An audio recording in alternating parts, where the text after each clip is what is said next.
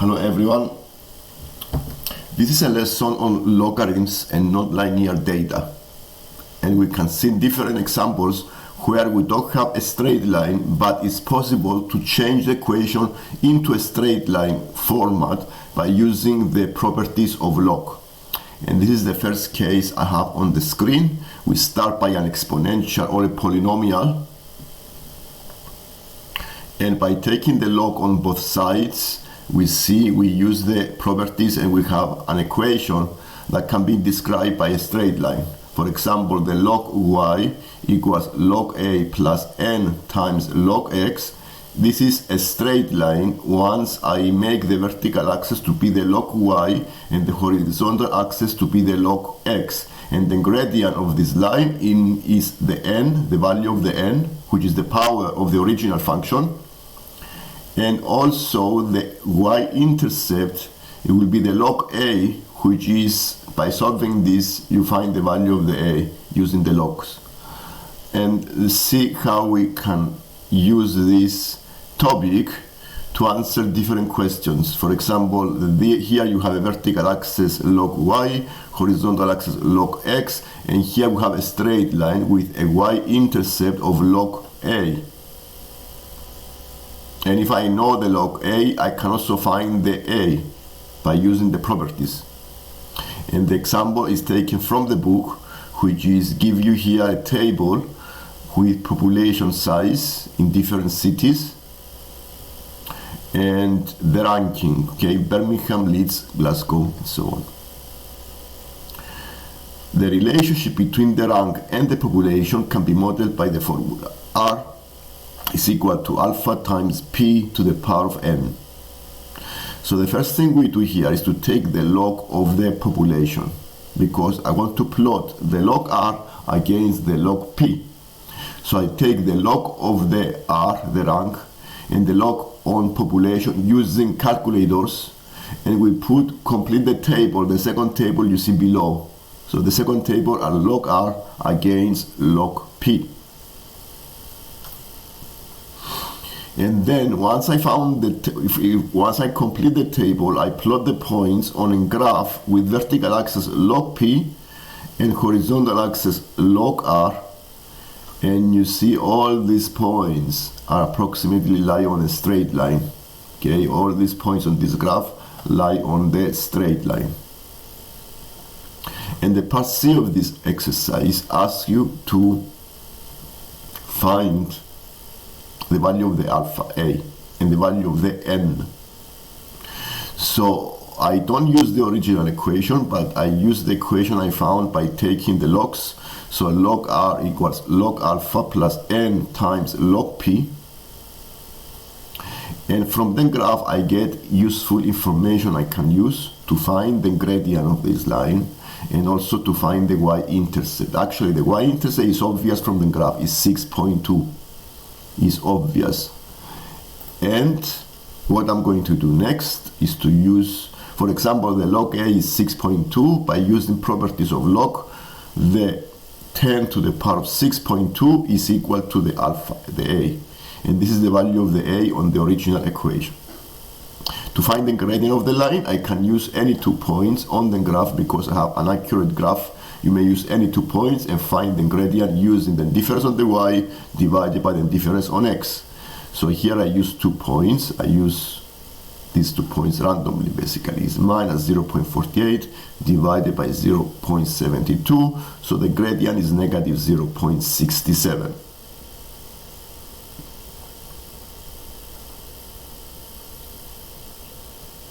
And the n, the gradient of this line, is the power of the original function. The r is equal to the a times the p to the power of n. So once I found the a, then I can put this value into this original equation, and the power is the gradient of the line. This is a different exercise where on the vertical axis I have the log p, and the horizontal axis I have the t. Okay, because this graph shows the growth of a population of bacteria over T hours. And on the graph we have the y-intercept. The y-intercept is 0,2. And the gradient, we already know the gradient is 0.6. And an approximate model here, and a good value of the model is p equals, of the original model is p equals a times b to the power of t. So we need to find what is this equation of the line. Now, it's a straight line. Because the vertical axis is log p, then I write the equation, instead of y, I write log p is equal to the y-intercept, the log a, plus the gradient times the input. The input is the t, and the gradient is the log b. Okay, log b, because I take the log of the original function and I came into this equation that describes an equation of a straight line. Because I have the y-intercept, I have the log p is the vertical axis, and the log b is the input, is the gradient. Log b is the gradient. And once using the answers to part A, find the values of the a and the b. I know the gradient of the line. It tells you in the exercise 0.6, so I can replace the log b with 0.6 t. And the intercept here, the y-intercept is 2. So the equation is log p equals 0.6 times t plus 2. And from these equations, I can easily find the alpha, the a. Because 10 squared is equal to the alpha, I use the properties of the logs. And the a is 100. And the log b is 0.6.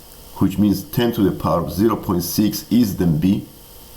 And this way I found the values of the a and the b. So I can put them into the original equation, which is a is an exponential equation, which is p is equal to the a, 100, times 4, because the b is 4 here, to the power of t.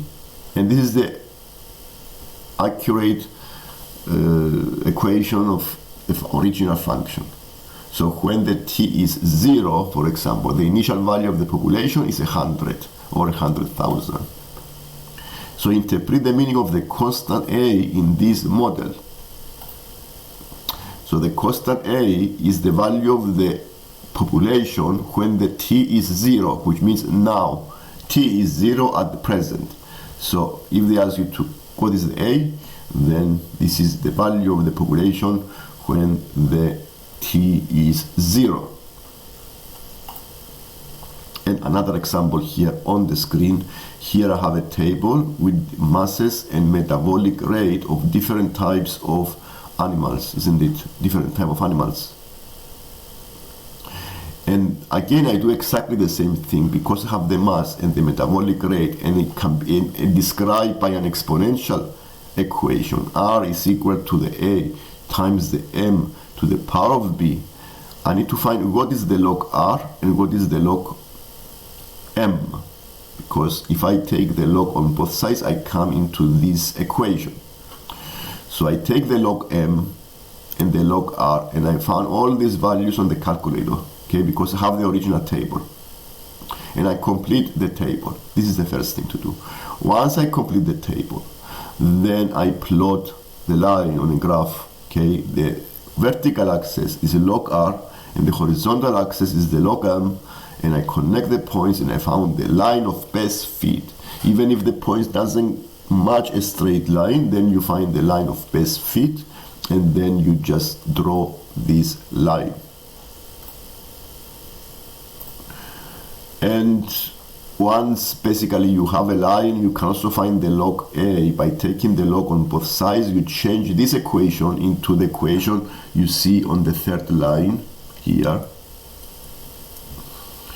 And you can get the values from the graph and find the values of the a and also the value of the b.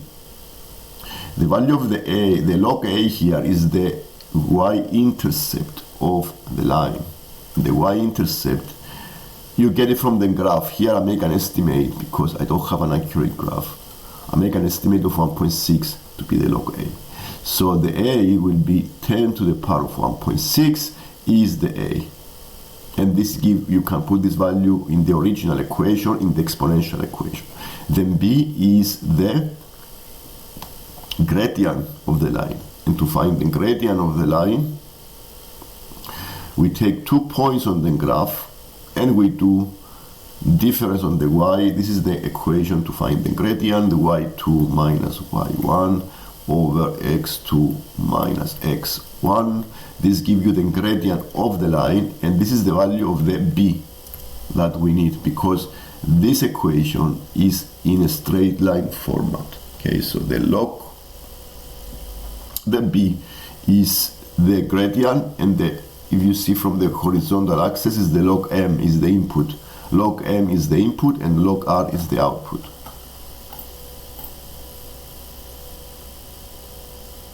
Yeah, here I use two values from the table and I found the gradient. Okay, so I make a gradient of the line, and then using this value I found the value of the b. Okay, by using the gradient of the line, 0.39. So it's just, the equation is r equals 10 to the power of 1.6. 1.6 is the y-intercept, times 80, 0.13 to the power of 0.39. And using your values of a and b, estimate their estimate with mass 80 kilos. Now when the mass is 80 kilos, this is how I found 80 here. I put the value of 80 into the equation, and the only missing number is the r. I can find using the original equation there. So the r is 220. And this is a homework you can practice at home and see how you get on with this topic. Basically, the method is exactly the same for all of these type of questions. You have two types. If you see the examples, this is what you need to know from this topic. Is logarithms of non-linear data, which means the data is not a straight line, but you can use logs to make it a straight line and plot the log as the log, one of the log to be the y-axis and the other log to be the horizontal axis. Subscribe if you haven't done, and then also press the like button. You can see more lessons like this. Thank you.